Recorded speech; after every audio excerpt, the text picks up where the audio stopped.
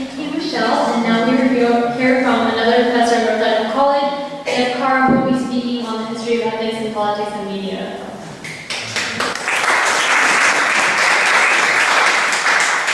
I guess the obvious thing to do is to say there's a history of ethics in politics. That's all one joke. Can you hear me? Yeah, I have an indoor speaking voice, so I'm white. I guess I'll start with the story of Pam Lowe. December 2006, she is offered the job as Idaho Transportation Director. In her few years in the position, she always received satisfactory performance evaluations, but by May 2009, she is asked to resign her job. What heinous crime did she commit? Well, what she wanted to do is, we have this contract that's costing us a lot of money. Why don't we try to, cut some of that out? We can do a lot of this in-house. Well, unfortunately, that upset some people, and these people happened to give a lot of money to the other officers. And she was asked to resign, despite that they really had no reason to fire her. Eventually, it would cost Idaho taxpayers money because the wrongful termination suit would result in $1.3 million.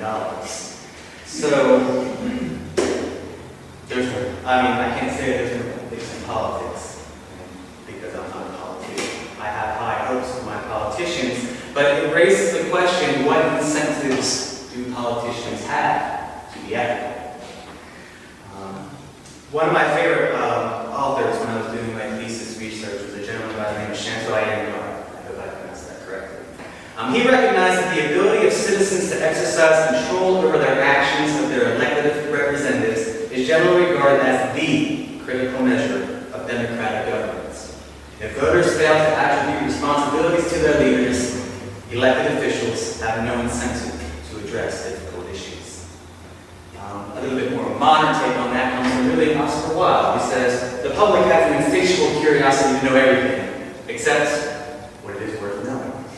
Journalists, being conscious of this and having tradesman-like habits, supplies their demands.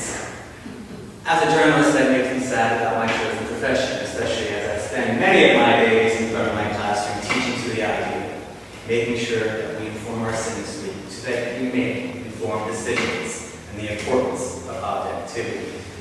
In many ways, though, the mass media has failed to keep its citizenry informed. Sociologist William Ganson claims that we are victims of a consciousness industry that produces and encourages a conveniently misleading and incomplete understanding of our world. When it all really comes down to it is, the media generally, instead of exploring the issues that can really impact our lives on a fundamental level, often gets ignored. Instead, in political terms, gets changed to information that has the impact to get a person re-elected, not how well they can solve these potential problems. This sound clip mentality versus actual solutions that will benefit us all. The words and deeds of elected officials are frequently portrayed as schemes to build or maintain popularity, embarrass the opposition, or otherwise secure power.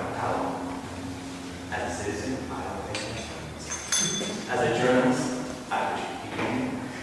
But I don't want to be so crude to label what the media does as propaganda. But it can serve as a conduit for government manipulation and can thus fail to adequately keep us informed by the way that they frame certain issues. And the framing is very important. It's not like the media is telling us what to think. However, if they only choose certain aspects of the story to share, then how can we make decisions that are important for us all? When dealing with this theory on framing, there's been many different frames that have been discussed and sort of characterized. One of those would happen to be referred to as an episodic frame, in which each event is looked at sort of as a one-time thing, episodically, as opposed to thematic, which sort of looks at everything and how they blend together. Now, Todd Beaton, who wrote a book called The Whole World is Watching, stated that news concerns the event, not the underlying condition. The person, not the group. Conflict, not consensus. the fact that it advances the story, but not the one that explains it. I don't know about you, but those are the sort of things that sound like the media should be. We cannot just reduce issues to single events. For instance, how do you reduce the degradation of the public school system to a single event? How do you reduce climate change to a single event? When you cannot reduce things to single events, it's easy for the media to ignore it. That doesn't mean they aren't important discussions. They're not set up to be discussed in ways that the media handles. Now, Carr, who I mentioned earlier, said the use of either the episodic or thematic news frame affects how individuals assign responsibilities for political issues. Briefly, episodic framing tends to elicit individualistic rather than societal attributions of responsibility. That person committed a crime, they're the bad guy. It's not the sort of thing, it's not the circumstances that led this person to crime. They're bad guy. And not maybe addressing some of the underlying conditions, which thematic frames do. Television relies almost heavily on episodic framing. Crime is an individual, whereas some issues, like affirmative action, where it might be useful to see how it actually has had a major effect on society, is often framed thematically. They speculate that episodic framing has made viewers more likely to consider punitive measures rather than social or political reform. So essentially, we're stuck with the same old.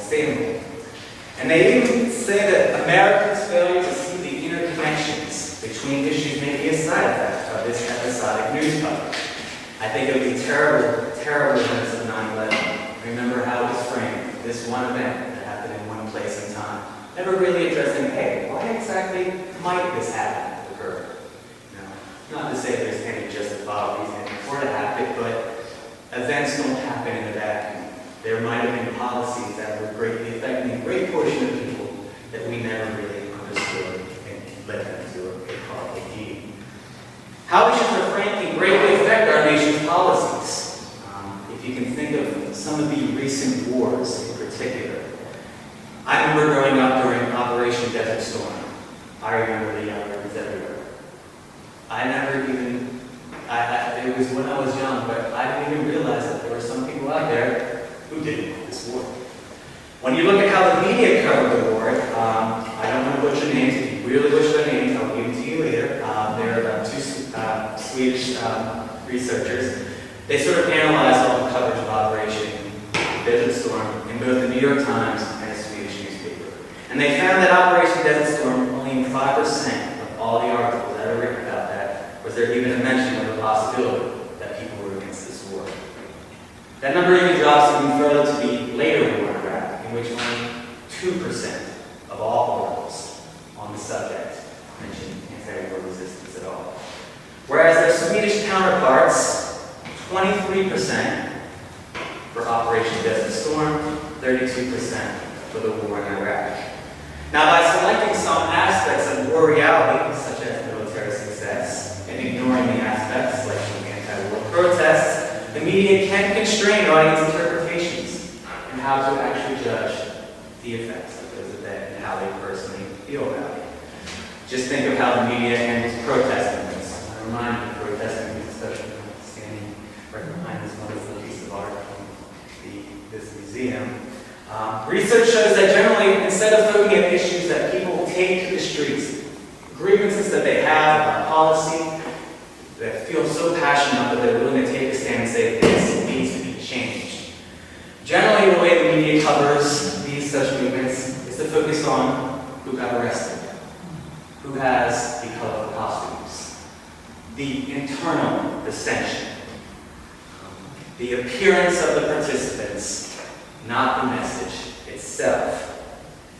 Todd Gittman in his War Wars Watching illustrated that the Vietnam protesters of the age were under intense media scrutiny. So much so that, most of the official responses came from pro-war and government officials. And as they received intense scrutiny, the platforms of the government received far less. A personal protest I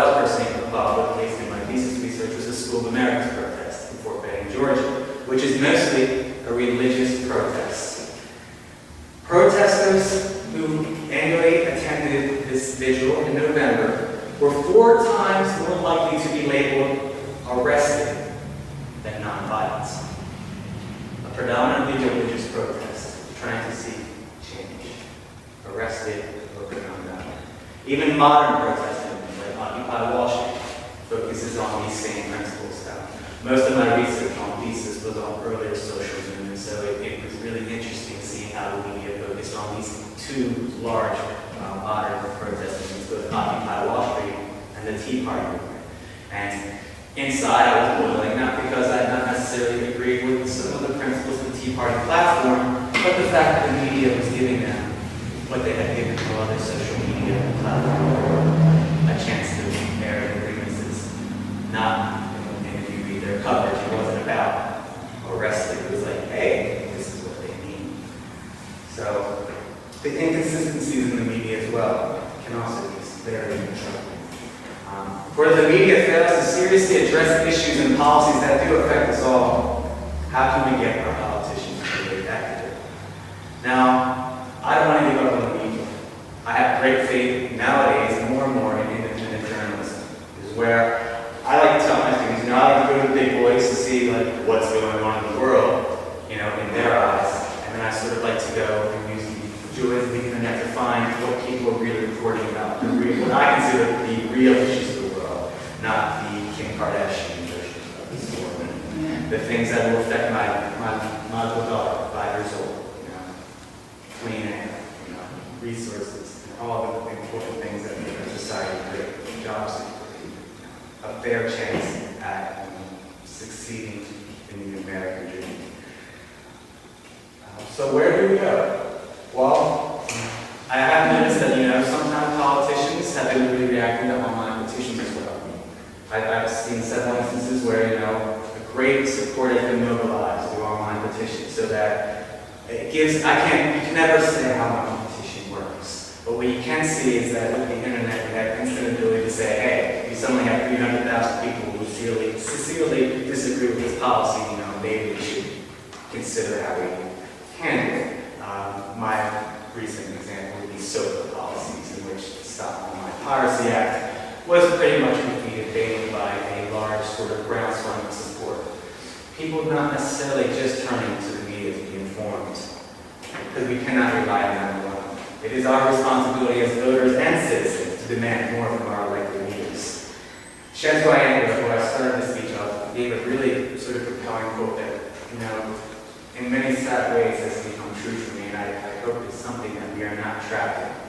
He said, television news may well prove to be the opiates of American society, propagating a false sense of national well-being, and thereby postponing the time at which American political leaders will be forced to confront the myriad economic and social ills confronting the society. As a journalist, I wish we could do better. So how do we keep our politicians ethical? Don't be apathetic.